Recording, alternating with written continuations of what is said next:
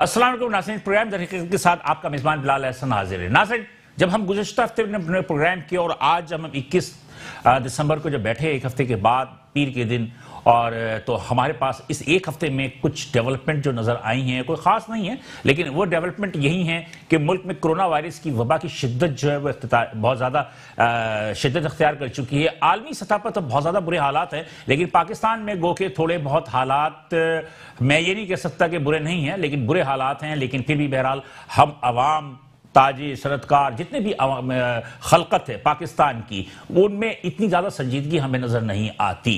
लेकिन बहरहाल सरकारी अस्पताल जो है कोरोना वायरस की वजह से बिल्कुल भर चुके हैं। शायद के लोगों को एहसास नहीं है कि कितनी ज़्यादा शिद्दत से ज़्यादा ये वायरस दोबारा जो है वारिद हुआ है।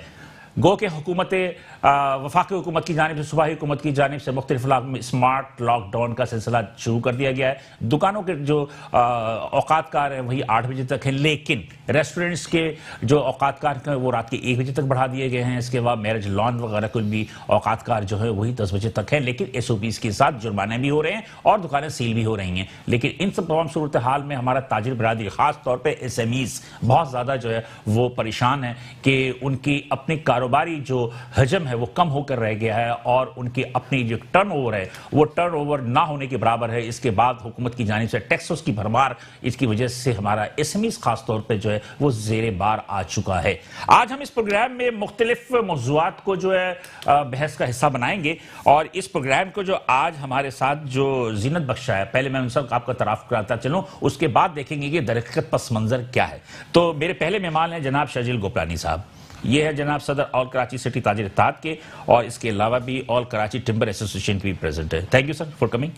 और मेरे दूसरे मेहमान है जनाब जफर खान साहब, जो कि हैं सदर हैं बचत बाजार welfare association Karachi. Thank you for coming. और मेरे तीसरे मेहमान हैं जनाब मुजाहिदुद्दीन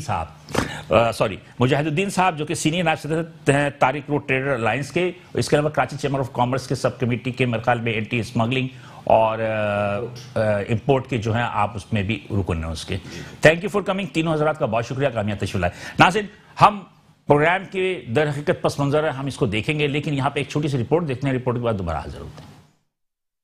मुल्क की माशी सूरत हाल में कोई खास तब्दीली नहीं हुई है। कोरोना वायरस की वबा ने आलमी मईशत को बेपनाह नुकसान पहुंचाया है। पाकिस्तान में भी कोरोना वायरस की वबा की दूसरी लहर ने तबाही मचाई है। वफाकी और सूबाई हुकूमतों ने अपनी तई एहतियाती तदाबीर को बुरकार लाया है, लेकिन अवाम और ताजिरों की जानिब से हुकूमती अलर्ट को संजीदगी से नहीं लिया गया, जिसकी वजह से अस्पतालों में गुंजाइश खत्म हो चुकी है। गो के इंतजामिया की जानिब से मुख्तलिफ इलाकों में जुर्माने और कारोबार को बंद करने के इकदाम किए जा रहे हैं, जिसकी वजह से कारोबारी हल्कों में बेचैनी पाई जाती है। अवाम हुकूमत से सवाल पूछ रहे हैं कि कोरोना वायरस से हुकूमत और आवाम ताजिरों को तो डरा रही है, लेकिन सियासी जमातों की जानिब से सियासी जलसे और जुलूसों से क्या कोरोना नहीं फैल रहा है? ताजिर और सनतकार भारी जुर्मानों और गैर जरूरी तौर पर कारोबार को बंद करने पर सरापा एहतजाज हैं, जबकि कुछ ताजिरों का कहना है कि इंतजामिया के कुछ लोग माली मफादात की इवज सहूलत देते हैं। एक जानिब कोरोना वायरस की वजह से कारोबार की रफ्तार सुस्त हुई है, जबकि दूसरी जानिब गैस की कमियाबी ने सनतों का पहिया जाम कर दिया है और सनतकार परेशान है कि वो बरामदाती ऑर्डर्स को वक्त पर कैसे पूरा करेंगे। वेलकम बैक नाज़रीन, प्रोग्राम दर हकीकत में हम दोबारा हाजिर हैं। हम प्रोग्राम की इब्तिदा में जो हमने इंट्रो दिया था उसमें हमने कहा था कि बहुत सारे जो इश्यूज़ हैं ख़ास तौर पे SMEs के हवाले से, तो आज हमने SMEs पे ही तवज्जो ज़्यादा रखी है कि SMEs के जो प्रॉब्लम्स हैं उन प्रॉब्लम को हम डिस्कस करें और देखें कि उनसे हुकूमत तो नबर्द आज़मा हो रही है, आवाम कैसे नबर्द आज़मा होंगे, या हमारी ताजिर बरादरी क्या कुछ कर रही है। शर्जील गोपलानी साहब से हम गुफ्तगू का आगाज़ करते हैं, सदर ऑल कराची सिटी ताजिर इत्तेहाद। शर्जील साहब, आप बड़े मतलब ये कि एक एक्टिव आदमी है SMEs के, आप क्या समझते हैं कि क्या जो गुज़श्ता जो महीना था नवंबर, और हम दिसंबर में बैठे हैं, अब अल्हम्दुलिल्लाह मेरे ख्याल में 8-10 दिन के बाद हम नए साल में चले जाएंगे। आप इस पूरे साल को कैसे देखते हैं 2020 को, कि इसमें जो दोबारा कोरोना की लहर वापस आई, तो इसमें SMEs के लिए अब क्या परेशानी हुई है? देखिए, अब ये कोरोना का जो इम्पैक्ट आएगा वो तो पता चलेगा 1-2 महीने बाद, लेकिन जो पिछला जो इम्पैक्ट था उसके पाकिस्तान में तो अपने हमारे डोमेस्टिक जो असरात थे वो तो आ ही रहे थे, लोग डिफॉल्टर हो रहे थे और दूसरे मामला थे। अब इंटरनेशनल भी इफेक्ट्स आने शुरू हो चुके हैं। बल्कि इंटरनेशनल ज़्यादा है, हमारे यहाँ पर भी कम है। देखिए, हम पाकिस्तान में भी अब असर आना शुरू हो गया। अब इसकी वजह मैं आपको बताऊँ, इस वक्त हमने, हमारे प्राइम मिनिस्टर साहब ने और हमारी टीम ने, जो पाकिस्तान की माशी टीम ने फोकस किया था कंस्ट्रक्शन इंडस्ट्री को, और कंस्ट्रक्शन इंडस्ट्री इनको बड़ा उम्मीद है कि भाई इससे वो लेके अच्छे चलना है। आप देखें कि कल स्टील के अंदर जो बहरान आया पूरे दुनिया के अंदर, और पाकिस्तान की जो leading steel manufacturing companies specially tor bar वगैरह, उन्होंने कल से अपनी बुकिंग बंद कर दी है।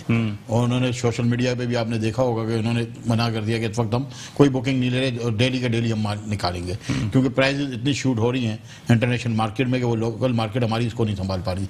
इस तरीके से टिम्बर का इस वक्त जो है यूरोप ने तकरीबन 30 से 35% जो प्राइजेस बढ़ा दिए और सामने से मटेरियल भी अवेलेबल नहीं है, तो इसका इम्पेक्ट भी आपके कंस्ट्रक्शन इंडस्ट्री पे आना है।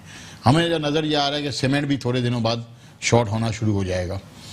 अच्छा, इस तरीके से सीमेंट क्यों शॉर्ट होगा? सीमेंट भी इसीलिए शॉर्ट होगा कि सीमेंट का सामान तो आप बाहर से नहीं मंगाते, आपके पास तो तमाम रॉ मटेरियल पाकिस्तान मटेरियल है, लेकिन केमिकल्स वगैरह का कुछ ना कुछ इनका बहरान आएगा।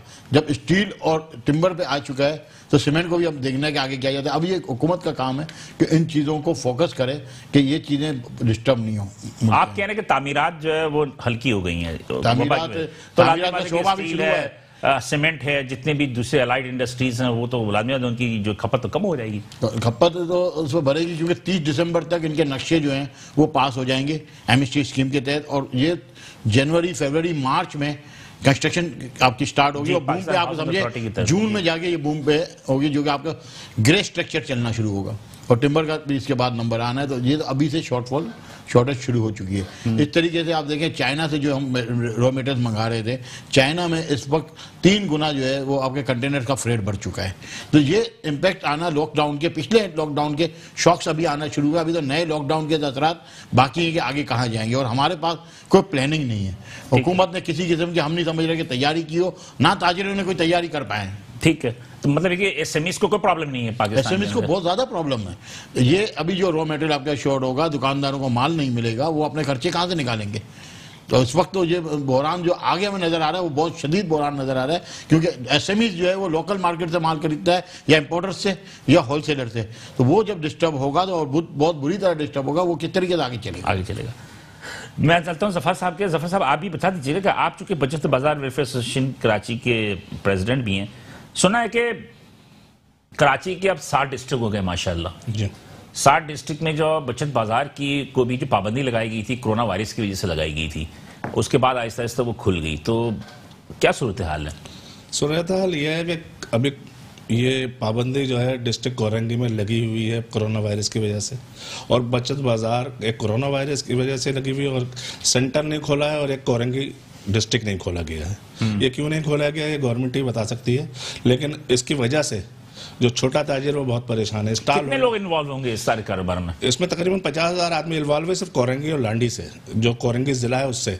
और उनके आज ये हालत है कि जो भी उनके पास पूंजी थी, आज 306 रोज हो गए हैं बचत बाजार बंद हुए हुए। ये बचत बाजार खुल के नहीं दे रहे, जबकि और जगहों के खुल भी गए और बहुत सारी जगहों पे लगे हुए बचत बाजार। तो वजह क्या है? वही कोरोना वायरस का तो एक, अगर कोरोना वायरस कोरंगी में है, अगर कोरोना वायरस सेंट्रल में है तो और जगहों पे भी होना चाहिए। ये सिर्फ कोरंगी में नहीं है। कोरंगी में तो यह हालत हो गई है अब स्टॉल होल्डर्स की कि वो समझ लीजिए एक भीख नहीं मांग रहे हैं, बाकी सब काम कर रहे हैं।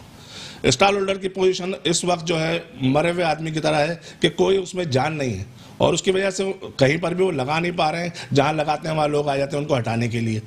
इस वजह से कोरंगी में इस वक्त स्टॉल होल्डर की पोजीशन बहुत खराब है और कारोबारी पोजीशन भी बहुत खराब हो गई है। अब लोगों के पास माल नहीं है बेचने के लिए। मतलब कि कोरोना की वजह से ये बचत बाजार तो खुले ही नहीं ना उसके बाद से? तो नहीं खुले हुए हैं बचत बाजार। नहीं, मुख्तलिफ डिस्ट्रिक्ट में, आपके डिस्ट्रिक्ट में, हमारे डिस्ट्रिक्ट में नहीं खुले, कुछ जगहों पे खुले, कुछ जगह नहीं खुले। इसमें टोटल 7 डिस्ट्रिक्ट का हम ले लें तो टोटल में लाखों अफराद इससे इन्वॉल्व हो गए। तो लाखों अफराद इन्वॉल्व हुए, तो अब जो बचत बाजार की जो इन्होंने दोबारा ओपन नहीं किया, तो क्या कोरोना की कोई एसओपीस वगैरह पे आप फॉलो नहीं कर रहे थे? क्या मसला था? हम तो हर एसओपीस पे फॉलो करने के लिए तैयार हैं। आप हमें आप इजाजतनामा दे दें बचत बाजार लगाने का। एक एक चीज पर हम कोरोना की वजह से तो हमने हर आदमी को मास्क का पहले बोला हुआ था, और बहुत सारी चीजें हैं जो कोरोना की वजह से दूसरी जगह पे फॉलो की जा रही हैं। जो एसओपी है उसको तो फॉलो कर रहे हैं, स्टॉल होल्डर्स भी कर रहे हैं, और ऑर्गेनाइजर खुद करवाएगा।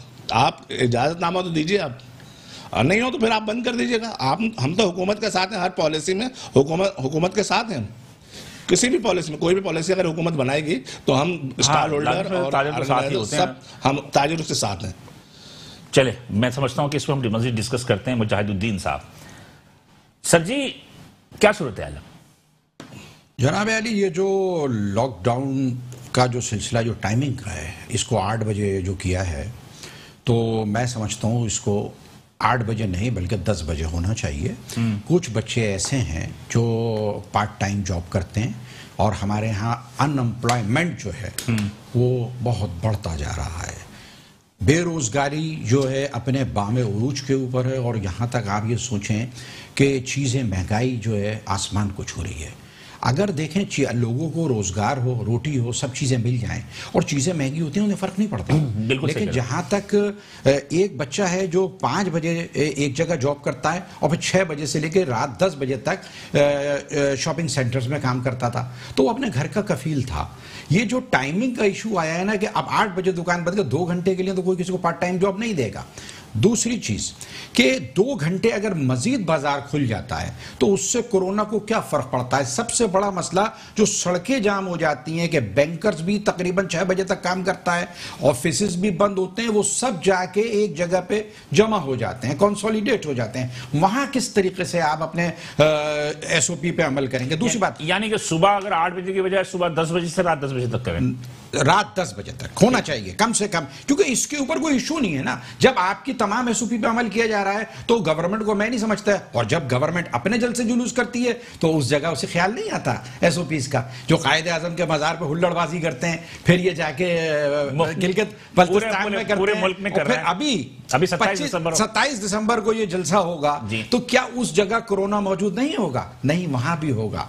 दरअसल देखें, एक आम आदमी का दर्द और एक आम आदमी के लिए खिदमत करना पॉलिटिशियन का काम है, लेकिन ये लोग अपना काम भूल गए। देखें, आज भी हमारे यहाँ पर 40-60% लाने वाला बच्चा जो है उसको मेडिकल में दाखिला हो जाता है सियासी वाबस्तगियों के तहत, जो इंटीरियर सिंध से आता है और कहना चाहिए दूसरी जगहों से अपने इस पे कोटा सिस्टम पे आता है, और हमारे बच्चे 85% लाने के बावजूद क्यों में लगे रहते हैं, और आखिर के अंदर उनकी क्या पोजीशन है ये आप मुझसे बेहतर जानते हैं। नहीं, वो आपकी बात बेहतर सुने, और ये मेरे ख्याल में आज से नहीं, ये तो हम और अभी मैं समझता हूं कि MPA की और MNA की कितनी सीट्स थी PTI को कराची से 15-1 और 20 के ऊपर 1 थी, तो मैं ये समझता हूं कि PTI की जो एफिलिएशन थी वो कराची के साथ होनी चाहिए थी।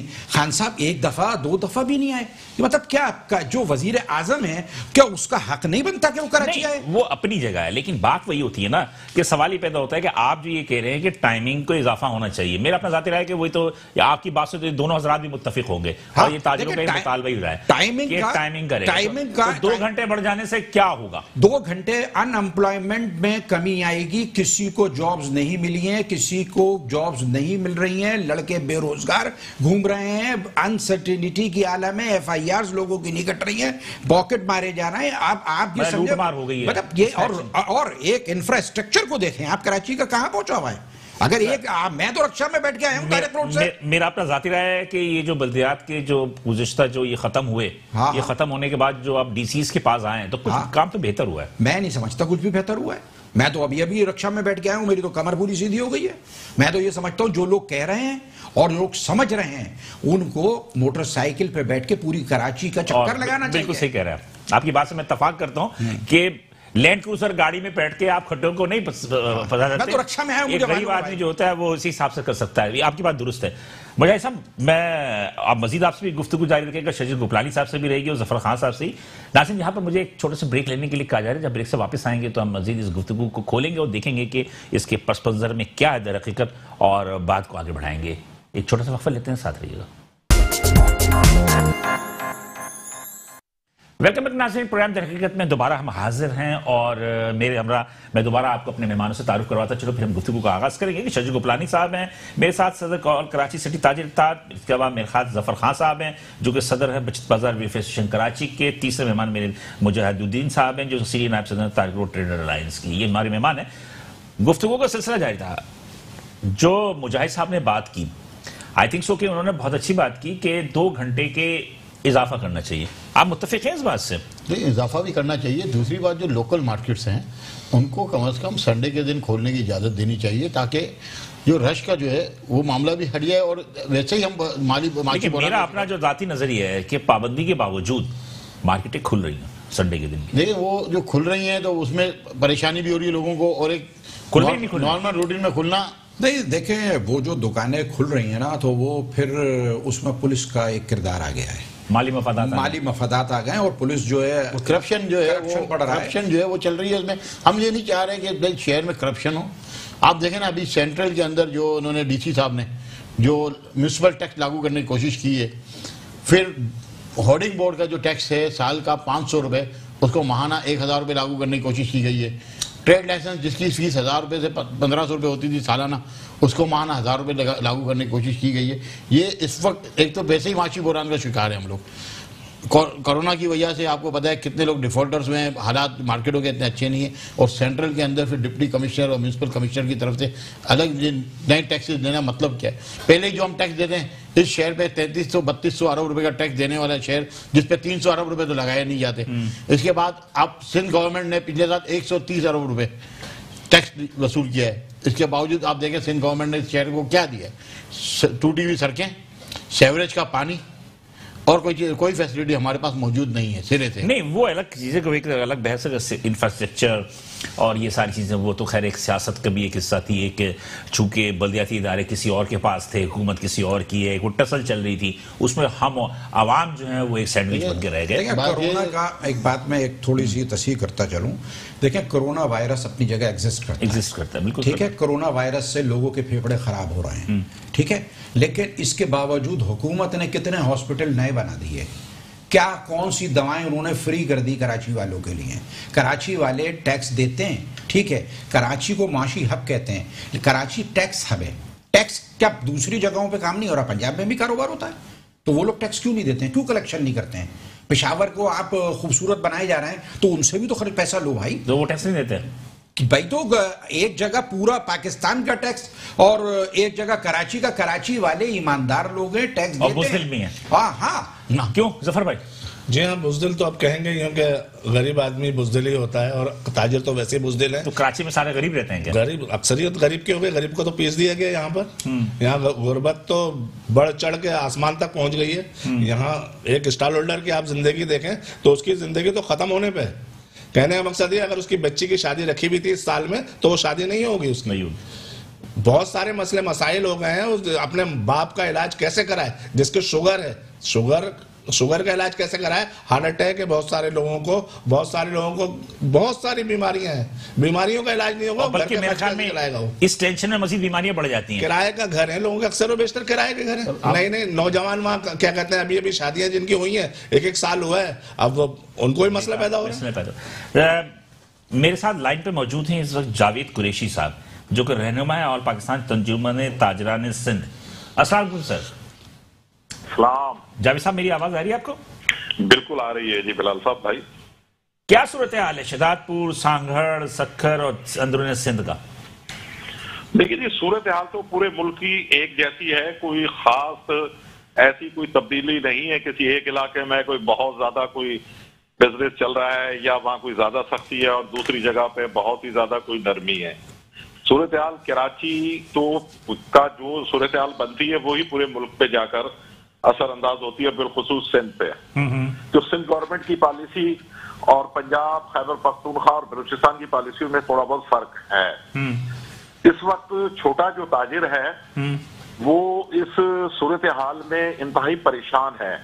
उनकी जो कारोबारी जो होना चाहिए था लॉकडाउन के बाद, जिस तरीके से गवर्नमेंट ने दी है, और फिर इंटीरियर सिंध के अंदर फसलों की भी, कॉटन की जो फसल थी वो बहुत ज्यादा खराब हुई है। वो तो मैं ख्याल बारिशों की वजह से हुई थी, जो बारिशें लास्ट 2 महीने पहले हुई थी, उस बारिशों की वजह से भी, सैलाब की वजह से भी खराब हुई। बारिशों से नहीं था, ओवरऑल कोई ये सीट ऐसी आई थी इस दफा पाकिस्तान में, गवर्नमेंट ने कोई नाहली थी कि उसकी वजह से वो पैदावार नहीं हो सकी। अच्छा। बारिशें इतना इलाकों में इफेक्ट नहीं करी जितनी वो एक जो सीड जो थी कॉटन की, वो बेड़ा गर्क कर चली गई। और ये इंटीरियर सिंध का जो इलाका है, हैदराबाद से लेकर यानी आप ये समझे कि सक्खर तक चले जाए तो ये कॉटन बेल्ट कहलाता है।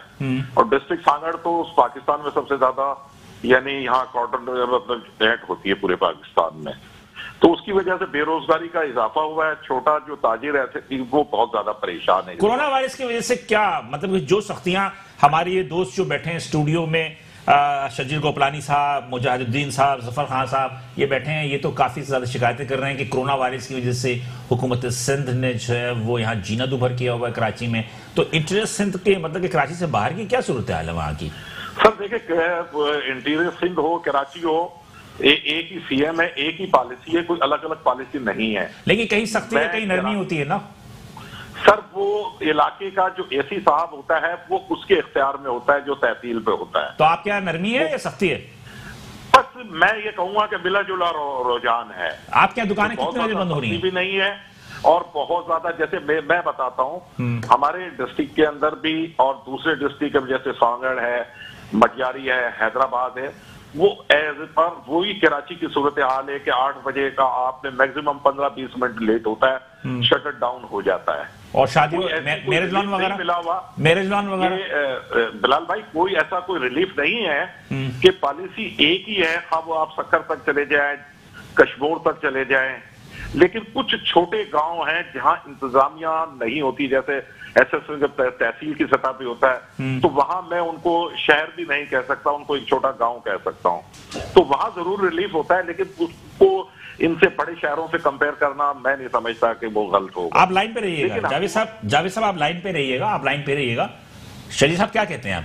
हैदराबाद के हवाले से हमने सुना था कि वहां तो बहुत ज्यादा सख्ती नहीं है, नरमी रही। देखिए, कराची की सख्ती है, वो सख्ती तो इंटीरियर सिंध में नहीं है। हाँ। ना वो हुकूमत उस तरह की सख्ती इंटीरियर सिंध में कर सकती है, क्योंकि कराची के साथ तो आपको पता है मामला ही हो रहा है। अभी थोड़ी देर पहले आपने खुद बताया कि पॉलिटिकल इशू है ये, क्योंकि कराची के लोगों के साथ तो एक तासुब बढ़ता जाता है और वो नजर आता है, इसमें कोई ना दो राय है, ना कोई शक है। सबसे बड़ी मिसाल मैंने आपको डिस्ट्रिक्ट सेंट्रल की अभी दे दी कि टैक्सेस के मामले पर आप देख लें, प्रोफेशनल टैक्स हुकूमत सिंध ने पिछली दफा लॉकडाउन हुआ माफ किया था, कोई हमें प्रोफेशनल टैक्स नहीं छोड़ा गया, ट्रेड लाइसेंस की फीस हमें नहीं छोड़ी गई, हमने 130 करोड़ रुपए हमने जो है बंद होने के बावजूद, लॉकडाउन के बावजूद सिंध गवर्नमेंट को टैक्स पे किया है। तो 95% सिंध का रेवेन्यू जो है वो जनरेट कराची से ही होता है। जफर भाई आप ये सिर्फ इत्तेफाक करते हैं जावेद कुरैशी साहब जो कह रहे हैं, क्या मुझे बहुत सारी चीजों में मैंने खुद भी देखा और ये भी है कि कराची, हैदराबाद, सक्खर, लाड़काना ये बड़े शहर हैं, इन शहरों में कराची के मुकाबले में वहां पर कुछ नरमी ज्यादा है। सबसे बड़ा फर्क तो आप ये देख लें बचत बाजारों का। हाँ। एक कराची है और 2 जगह बचत बाजार बंद है, तो इससे क्या जाहिर होता है? कमिश्नर कराची लिस्ट तो निकालता है ना बचत बाजारों के लिस्ट। कमिश्नर कराची तो है, लेकिन मतलब ये कि पूरे सिंध में बाजार खुले में, पूरे सिंध में खुले में बाजार, जहां लगते हैं बाजार खुले में। अच्छा जावेद साहब, बचत बाजार खुले में सारे सिंध में? बाजार नहीं है, कराची में बचत बाजार लगता है। हाँ। मैं एक बात थोड़ा सा, शकील भाई हमारे पुराने साथी है, जी। मैं एक बात भी कहना चाहता हूँ, कराची भी हमारा है और इंटीरियर सिंध भी हमारा है जी। हम कराची हमारा दिल है और दिल के बगैर इंसान चल नहीं पाता, और उसके बगैर कुछ बिल्कुल सही कह रहे हैं। ये किसी एक जगह के पॉइंट आउट करना कि यार वहाँ रिलीफ है, यहाँ सख्ती है, मैं ये कहता हूँ मेरे लिए तो कराची भी उतना ही मेरे लिए प्यारा है कश्मीर जितना मेरे लिए प्यारा है। बेशक, और इसी तरीके से पूरा मुल्क मेरा है बेशक। और हम जो भी हैं, मैं एक जिम्मेदार आदमी हूँ, मैं अल्हम्दुलिल्लाह सिंध का जो एक ओहदेदार हूँ अहम, और मेरे लिए तो कराची से भी मेरा वही मोहब्बत है जो एक छोटे शहर से मेरी मोहब्बत है।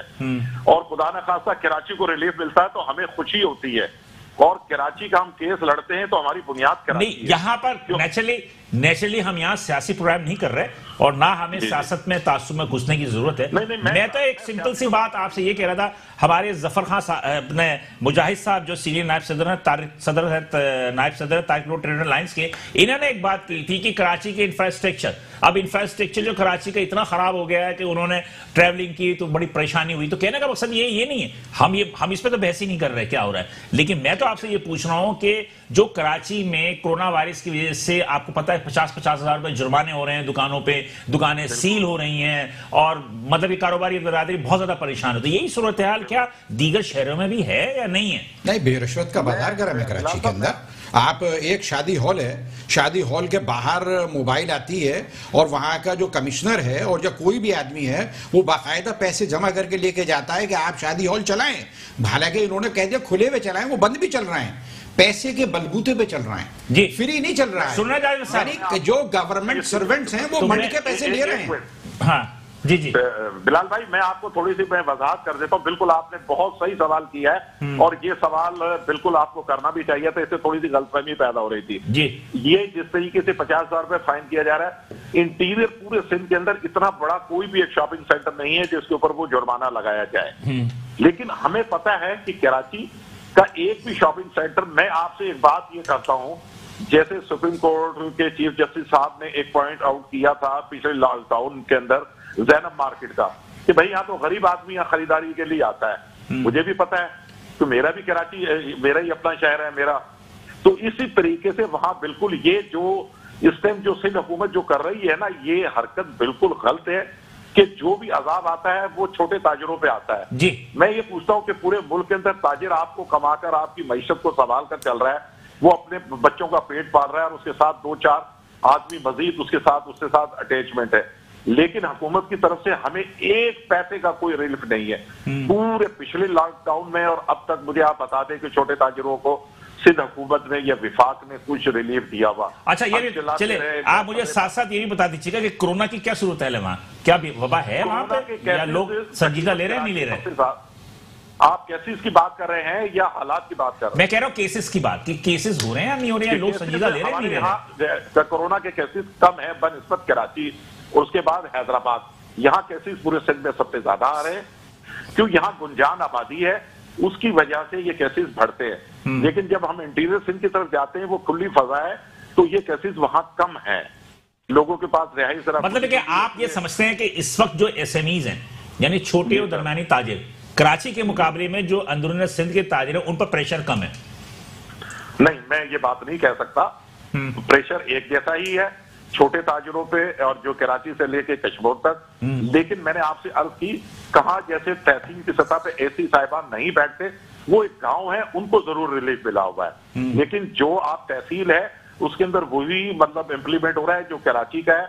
अभी शर्जील भाई हमारे भाई हैं, बड़े मेरे लिए तो बड़े मोहतरम भी है ये, तो मैं आपको हैदराबाद आप तो यानी 160 किलोमीटर है कराची से, मेरे लिए तो मैं तो हमेशा कराची बैठा रहता हूँ, मेरा वक्त भी ज्यादा वहीं गुजरता है। लेकिन ऐसा नहीं है, हैदराबाद में भी वही सख्ती है, सक्खर में भी वही सख्ती है और मीरपुर खास, नवाबशाह, ये हमारे मतलब ये डिवीजन है, लाड़काना है। लेकिन ऐसा नहीं है कि वो कराची से ज्यादा सख्ती है और दूसरी जगह कराची में इसलिए होता है कि ये हमारा ये सूबाई कैपिटल है, यहाँ पीएनबी बैठता है। जावेद भाई यहाँ इंटरप्ट करूंगा थोड़ा सा, इस साल आपने ट्रेड लाइसेंस की फीस कितनी भरी है? ट्रेड लाइसेंस की फीस मेरे अभी इल्म में नहीं है, मैं ऐसी गलत बयानी चले आपने इस साल प्रोफेशनल टैक्स की फीस कितनी भरी है? नहीं, अभी तक नहीं दिया हमने। नहीं दी। अच्छा, आप ये बताएं आपके ऊपर म्युनिसिपल टैक्स लागू होता है? शर्जील भाई बात कर रहे हैं? शर्जील ग्रुपलानी बात कर रहे हैं। अरे हाँ, माफ कीजिएगा, मैं आवाज नहीं पाया। कोई बात नहीं, आप बताएं आपको म्युनिसिपल टैक्स लागू होता है? बिल्कुल होता है जी, म्युनिसिपल टैक्स भी होता है, प्रोफेशनल टैक्स भी होता है और तमाम टैक्सेस हमें देने पड़ते हैं। लेकिन ये कोरोना की वजह से इन्होंने रिलीफ दिया हुआ था, उसके ऊपर ज्यादा सख्ती नहीं की हुई है। जी, मैं यही बात कह रहा हूँ कि कोरोना की वजह से जो रिलीफ, जो पूरे सिंध गवर्नमेंट ने पूरे सिंध को रिलीफ दिया था, वो सिर्फ कराची को छोड़ के सबको रिलीफ दिया गया, कराची को रिलीफ नहीं दिया गया। ये बात कहीं और, ये शर्जील भाई मैं आपको बिल्कुल एक बात ये कहता हूं, जावेद कुरैशी साहब, ये बात कहीं और चली जाएगी, ये छोड़े इन बातों को, मेरी आवाज, ये बात कहीं और चली जाएगी। बहुत शुक्रिया। 40+ ये थे जावेद कुरैशी साहब, थे मेरे हमरा, जो कि शहजादपुर से बात करते, रहनुमा थे और पाकिस्तान अंजुमन ताजिर सिंध। इन्हें जो गुफ्तगू की यकीनी तौर पे इन्होंने सही सूरत हाल बताई, उन्होंने हैदराबाद, सक्खर, सिंध की, लाड़काना की, चूंकि ये सिंध में बैठे हुए और जो भी सूरत हाल है। लेकिन हमारे भी ऐनी शाहिदीन जो है उनका कहना यह है कि जो एसएमईज पे सख्ती और जो भी जुर्माने और जो भी कुछ हो रहा है वो कराची में कुछ ज्यादा सख्त है, शायद कि मीडिया यहाँ पर ज्यादा है, मीडिया जो है वो उसको ज्यादा हाईलाइट करता है, इस वजह से दिखा रहे हैं। बहरहाल हम मजीद गुफ्तगू आगे बढ़ाएंगे, लेकिन यहाँ पे एक छोटा सा ब्रेक लेंगे, ब्रेक के बाद दोबारा हाजिर होते हैं। वेलकम बैक नाज़रीन, प्रोग्राम दर हकीकत में हम दोबारा हाजिर हैं। दर हकीकत पस मंजर क्या है? पस मंजर में हम देखना चाह रहे हैं कि जो कोरोना वायरस के हवाले से खासतौर पर एसएमईज, जिसमें छोटे और दरमियानी ताजिर, जिन्हें कि मैं जो एंटरप्रेन्योर हैं, इनकी अपनी सूरत हाल क्या है। मेरा अपना ज़ाती राय ये है कि मुजाहिद भाई, ये जो जावेद कुरैशी साहब ने बात की, आप क्या समझते हैं कि कराची में जो छोटा ताजिर है, दरमियाना ताजिर है, लाजमी सी बात है कि ये एक महदूद इनका सरमाया होता है, इनकी सरमाया होता है, इनके पास किसी के पास 5 एम्प्लॉइज हैं, किसी के पास 10 एम्प्लॉइज हैं, 20। इस वक्त जो सूरत हाल है लेन देन की, मैंने सुना बैंकक्रप्सी बहुत हो रही है, फ्रॉड बहुत हो रहा है, लोग पैसे नहीं दे पा रहे हैं, तो क्या सूरत हाल है? देखिए, जब कारोबार की टाइमिंग बिगड़ी और कारोबार जो है ना अभी से बिगड़ना नहीं शुरू हुआ है। कोरोना का पहला वेव आया, उसमें आपका लॉकडाउन हुआ, उसमें आपके दो सीजन खराब हुए, ठीक है, उसमें रबी अव्वल भी हम सीजन काउंट करते हैं, ठीक है, वो खराब हुआ, लोगों ने डाउन साइजिंग की। एक दुकान 10-10 लाख रुपए की भी है और एक ठिया वाला है, उस बेचारे का अपना काम है। मेरे ख्याल में ईद उल फितर भी खत्म हुआ सारा। अच्छा, ये हुआ, उसके बाद फिर बारिशें आ गई।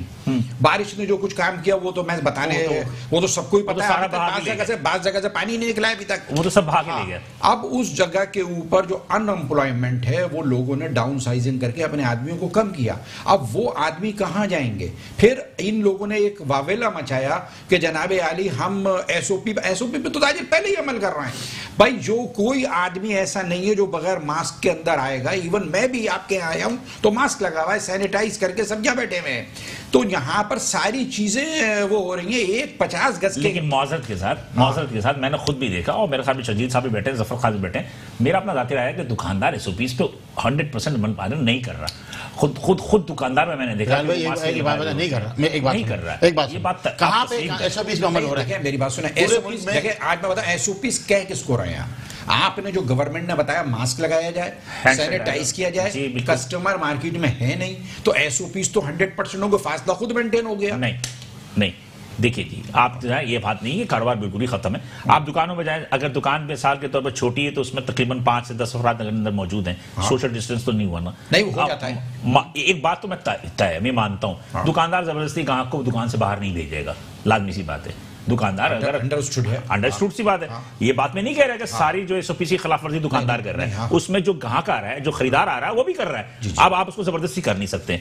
रही बात ये कि देखें, बात वही है कि एसओपीज, आप जब गवर्नमेंट की एक मीटिंग होती है, आप मीटिंग में जाते हो, सीएम हाउस, गवर्नर हाउस, वहां आप जाके मन और धन उनकी हर बात को तस्लीम कर लेते हो। फिर उसके बाद जब बाहर आते हो तो आप कहते हो कि ये गलत है, वो गलत है, ये सही नहीं है, वो सही नहीं है। देखिए, कॉन्फ्लिक्ट तो सब जगह होता है। हाँ। और जिस जगह के ऊपर आपस में इजहार राय में फर्क आ जाता है। इंडस्ट्रियलिस्ट के मसले अलग हैं, ये बचत बाजार वालों के मसले अलग हैं, हमारे जो शॉपकीपर्स के मसले अलग हैं। सबको कंसोलिडेट करने की जरूरत क्या है? मेरा अपना जाती राय है कि बचत बाजार जो है ना, वो ज्यादा सेफ है, इसलिए वो ओपन एरिया में होता है। आपके यहाँ दुकान है, फिर भी देखिए डे टाइम में होता है और ओपन एरिया है। और दूसरा, उनसे जो बेरोजगारी हुई है, अगर देखिए बचत बाजार से जो बेरोजगारी हुई है, उनको कौन पुट करेगा? जब बातें होती हैं तो जब वोट लेने आते हैं, कॉर्नर मीटिंग्स होती हैं। मुझे तो सिर्फ इतना बता दीजिए कि ये बात होता है करना, कि ये बात होता है कि आप लोग जो जाके गवर्नमेंट से जो वादे कर लेते हो कि हम ये भी करेंगे, ये भी करेंगे, ये भी करेंगे, फिर होता नहीं है बाद में। ऐसा नहीं है। ऑप्शंस नहीं होंगे तो बात तो वही होगी जो वो कह रहे हैं, उनकी माननी पड़ेगी। हमारे पास डंडे के जोर पे होता है, ऑप्शन नहीं है ना। जफर भाई, बात ये है कि आप लोगों का तो ओपन होता है, ओपन में तो हुकूमत ने तो आजकल मैरिज लॉन को भी ओपन कर दिया है, ओपन छत ओपन होनी चाहिए, सारा कुछ होना है। अब हमने तो एक और प्लानिंग दी है कि हम ओपन बाजार ओपन लगाएंगे, टेंट नहीं लगाएंगे। आप बाजार लगाने की हमें इजाजत देते हैं। मैं आपसे जो पूछना चाह रहा था, जो अभी बात भी ये भी कर रहे थे कि बेरोजगारी फैल रही है, लोगों के पास खाने को नहीं है, शजीब भाई भी यही कह रहे थे, जो आप लोगों को ऐसा वेलफेयर, कोई ऐसी आपका है ना वेलफेयर एसोसिएशन, जी हाँ, बचत बाजार वेलफेयर एसोसिएशन, तो वेलफेयर को काम ऐसा किया है कि कोई अगर कमजोर है, किसी के पास कोई खाने को नहीं है, तो आप उसको राशन पहुंचाएं, कोई ऐसा इंतजाम किया? बिल्कुल। जब से कोरोना वायरस आया 306 रोज के अंदर हमने आपस में ही एक दूसरे की मदद की है, स्टॉल होल्डर और इंतजामिया वालों ने, यानी कि ऑर्गेनाइजर एसोसिएशन ने।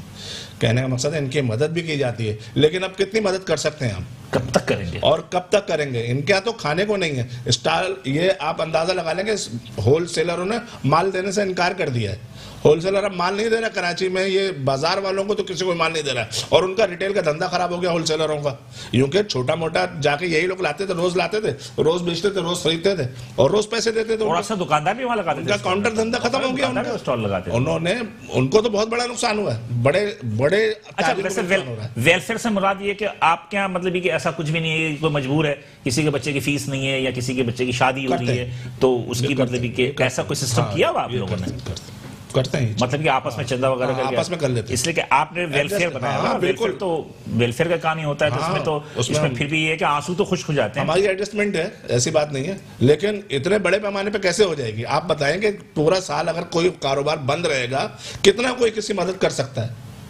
ये काम तो गवर्नमेंट्स के है ना, गवर्नमेंट ने तो आज तक पूछा नहीं उनसे कि आप जिंदा हो या मर गए। आपका क्या हुआ उसका, जो आप एक सॉफ्ट लोन की जो हमारा प्रोजेक्ट कंप्लीट है हमारा।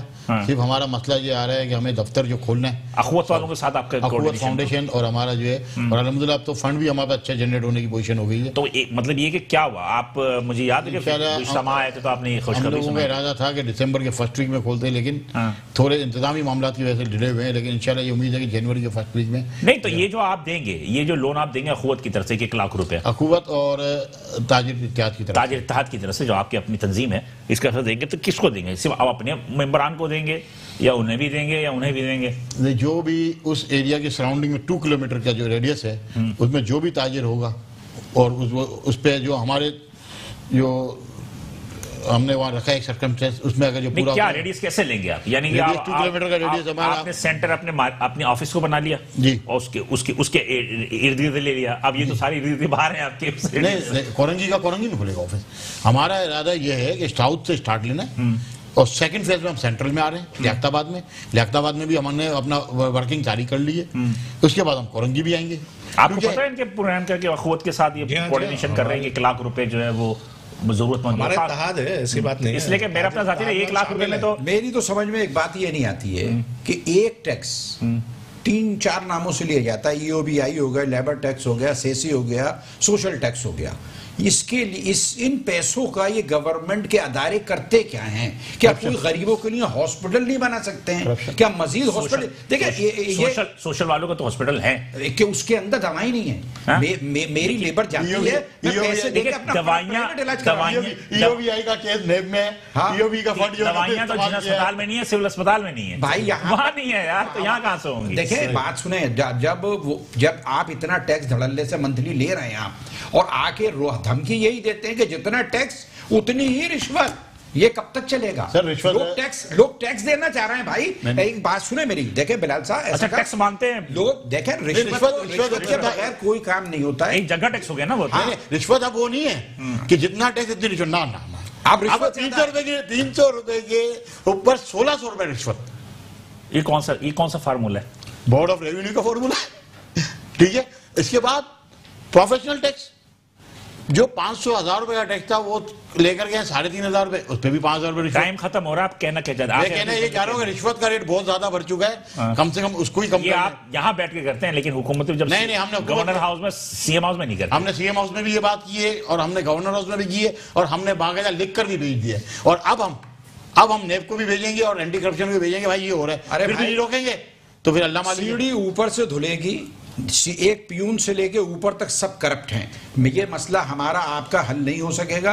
हम टैक्स देते रहेंगे, कराची वाले हैं, हमारे ऊपर छुरी चलती रहेगी। पूरा पाकिस्तान कारोबार करता है, सबसे टैक्स क्यों नहीं ले रहे हो? कमाता है क्या पंजाब में नहीं लोग कमा रहे हैं?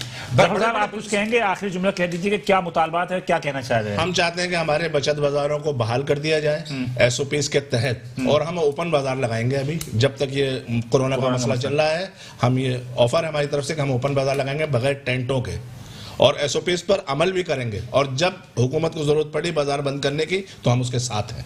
अच्छा। हम गवर्नमेंट की हर पॉलिसी पर को फॉलो करते हैं। जी मुजाहिद साहब, आखिरी जुमला कहिए, क्या आपके एक पंच लाइन क्या है? आप हुकूमत से क्या मुतालबात करना चाहते हैं या सजेशन देना चाहते हैं? जल्दी। मैं ये सजेशन देना चाहता हूं कि ताजरों को, जो दुकानदार हैं, रिटेलर हैं, उनको फ्री हैंड दिया जाए। फ्राइडे की छुट्टी करके संडे को ओपन कर दिया जाए। ये जो आपसे टाइम से मशरूत करके लोगों को बचा नहीं रहे हैं, उनको मजीद परेशान कर रहे हैं। लोग अपना इलाज खुद कराते हैं, अपने पैसों से कराते हैं, हुकूमत किसी का इलाज नहीं करती है, एक पैनाडोल फ्री नहीं मिलती है हमारे यहाँ पर। तो आप ये कहना चाहते हैं उस भगदड़ की वजह से ज्यादा भगदड़ की वजह से जब कॉम्पैक्ट हो जाएंगे आदमी, तो जब सड़कों पे कॉम्पैक्ट होंगे, रोडों पे कॉम्पैक्ट होंगे, बाजारों में जल्दी जल्दी करेंगे, लास्ट टाइम में सारा रश जमा हो जाता है। ठीक है, बहुत शुक्रिया तीनों हज़रात का, बहुत शुक्रिया कि आप यहाँ तशरीफ लेकर आए। नाज़रीन, बात यह है कि हम इसको जो एक थोड़ा सा हम इसको समरी ले लें तो वो सिर्फ यही है कि बचत बाजार जो है वो एक ओपन एरिया पर लगता है। यकीनी तौर पर जब कराची में 7 डिस्ट्रिक्ट हैं, 5 डिस्ट्रिक्ट में जब इस पर अमल दरामद हो रहा है तो सिर्फ 2 डिस्ट्रिक्ट में क्यों नहीं हो रहा है,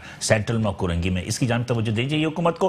बाकी रही शजील गोपरानी साहब ने, मुजाहिद साहब ने जो बात की वो बिल्कुल दुरुस्त है कि टाइमिंग के हवाले से थोड़ा सा हुकूमत को जो है इस पे रिवाइव करना चाहिए कि रात के 10 बजे तक कारोबारी की इजाज़त दी जाए, जुमा की छुट्टी और इतवार की काम की इजाज़त दी जाए। इंशाअल्लाह ताला इनकी तजावीज़ जो है से यकीनी तौर पर कुछ ना कुछ बेहतरी आ सकती है। मुआशी तौर पर भी जो है इनके जो ज़ेर-ए-बार हैं उनमें भी कमी होगी।